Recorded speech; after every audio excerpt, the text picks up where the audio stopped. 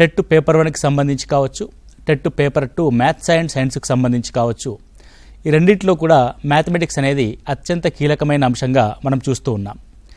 ఇక్కడ మ్యాథమెటిక్స్ ఎందుకంత కీలకంగా మారిపోయింది అని అంటే, సైన్స్ అభ్యర్థులైనా సరే వారు 24+6 30 మార్కులకి వారు పేపర్ 2లో రాయాల్సి ఉంటుంది. అదేవిధంగా పేపర్ 1కి సంబంధించింది కూడా మనకు 30 మార్కులకి సేమ్ మ్యాథమెటిక్స్ మెథడాలజీ కంటెంట్ రెండూ కూడా చూడాల్సిన పరిస్థితి అయితే మనం చూస్తూ ఉన్నాం. అయితే చాలామంది అభ్యర్థులు మ్యాథమెటిక్స్ అభ్యర్థులు కూడా కొంత ఇబ్బంది పడే రకంగానే ఈ మధ్యకాలంలో ప్రశ్నల యొక్క స్థాయి అనేది పెరిగింది.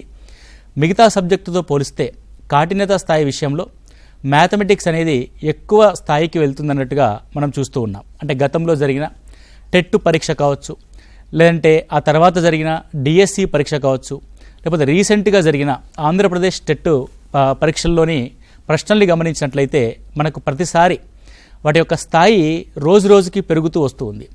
సో ఎందుకలా పెరుగుతుంది అనంటే, విద్యార్థుల్లో పెరుగుతున్న అవగాహన సామర్థ్యాలు, ప్రస్తుతం వస్తున్న జనరేషన్కి తగ్గట్టుగా ఉపాధ్యాయుల్ని తీర్చిదిద్దాలి, అలాంటి ఉపాధ్యాయుల్ని అందించాలనే ఒక దృక్కోణంతో ఎగ్జామినర్స్ ఏం చేస్తారంటే ఎగ్జామ్ యొక్క స్థాయిల్ని పెంచి మనకి ప్రశ్నాపత్రాలను రూపొందించడం జరుగుతుంది.